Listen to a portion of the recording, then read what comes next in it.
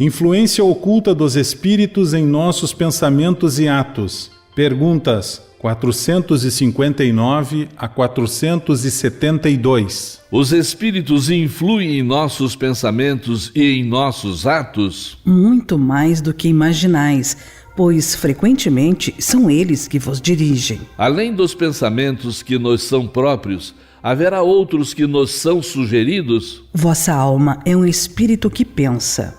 Não ignorais que muitos pensamentos vos ocorrem ao mesmo tempo sobre o mesmo assunto e, frequentemente, bastante contraditórios. Pois bem, neles há sempre um pouco de vós e um pouco de nós.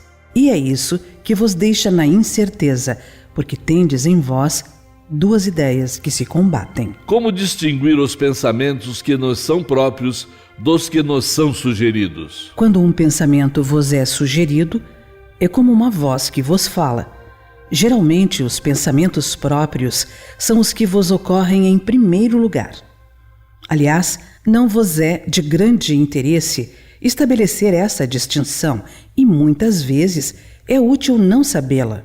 O homem age mais livremente. Se decidir pelo bem, ele o fará com maior boa vontade. Se tomar o mau caminho, maior será a sua responsabilidade. Os homens inteligentes e de gênio sempre tiram suas ideias de dentro de si mesmos? Algumas vezes elas lhe vêm do seu próprio espírito, mas muitas vezes lhe são sugeridas por outros espíritos que os julgam capazes de compreendê-las e dignos de transmiti-las. Quando os homens não as encontram em si mesmos, apelam para a inspiração. Sem que suspeitem, fazem verdadeira evocação. Se nos fosse útil poder distinguir claramente os nossos pensamentos próprios dos que nos são sugeridos, Deus nos teria dado os meios de consegui-lo, como nos deu o de distinguir o dia da noite. Quando uma coisa permanece vaga, é que assim deve ser para o nosso bem. Disse algumas vezes que o primeiro impulso é sempre bom. Isto é exato? Pode ser bom ou mal, conforme a natureza do espírito encarnado. É sempre bom naquele que ouve as boas inspirações. Como distinguir se um pensamento sugerido procede de um bom ou de um mau espírito? Estudai o caso. Os bons espíritos só aconselham o bem. Cabe a vós distinguir. Com que objetivo os espíritos imperfeitos nos induzem ao mal? Para vos fazer sofrer como eles. Isso diminui os seus sofrimentos? Não. Fazem-no por inveja ao verem seres mais felizes. Qual a natureza do sofrimento que querem que os outros experimentem? Os que resultam dos seres de ordem inferior, afastados de Deus. Por que Deus permite que espíritos nos incitem ao mal? Os espíritos imperfeitos são instrumentos destinados a pôr em prova a fé e a constância dos homens no bem. Tu, sendo espírito, deves progredir na ciência do infinito, e por isso passas pelas provas do mal para chegares ao bem. Nossa missão é colocar-te no bom caminho, e quando más influências agem sobre ti, é que as atrais pelo desejo do mal, pois os espíritos inferiores vêm auxiliar-te no mal quando tens vontade de praticá-lo. Eles não podem ajudar-te no mal, senão quando queiras o mal. Pois bem, se és inclinado ao assassínio, terás uma multidão de espíritos que alimentarão em ti essa ideia. Mas também terá outros que se empenharão em influenciar-te para o bem, o que restabelece o equilíbrio da balança e te deixa senhor dos teus atos. É assim que Deus deixa à nossa consciência a escolha do caminho que devemos seguir e a liberdade de ceder a uma ou outra das influências contrárias que se exercem sobre nós. Pode o homem libertar-se da influência dos espíritos que o impelem ao mal? Sim, visto que tais espíritos só se apegam aos que os chamam por seus desejos ou os atraem por seus pensamentos. Os espíritos cuja influência é repelida pela vontade do homem renunciam às suas tentativas? Que querias que fizessem?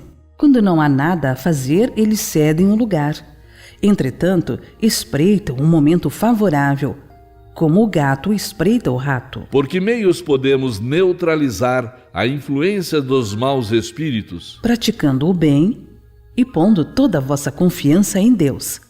Repelireis a influência dos espíritos inferiores e destruireis o império que queiram ter sobre vós.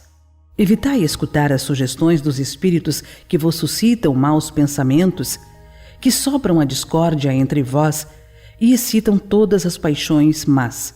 Desconfiai, sobretudo, dos que exaltam o vosso orgulho, porque eles vos atacam na vossa fraqueza.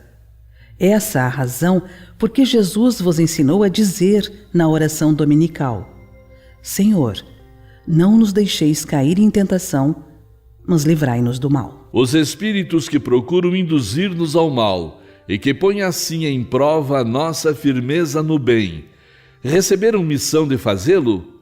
E se é uma missão que cumprem, terão alguma responsabilidade nisso? Nenhum espírito recebe a missão de fazer o mal. Quando o faz, é por sua própria vontade e, por conseguinte, sofre as consequências.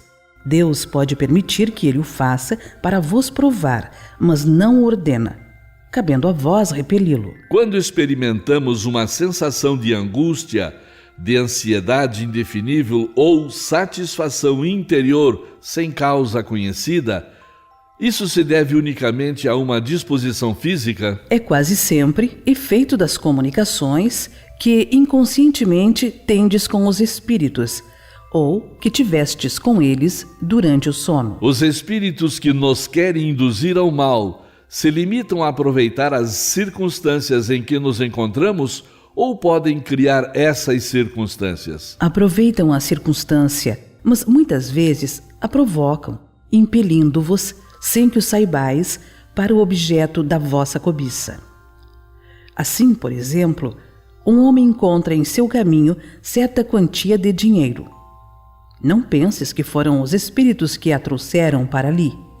Contudo, eles podem inspirar ao homem a ideia de tomar aquela direção e sugerir-lhe depois a de apoderar-se do dinheiro, enquanto outros lhe sugerem o pensamento de devolver o dinheiro ao dono. Dá-se o mesmo com todas as outras tentações.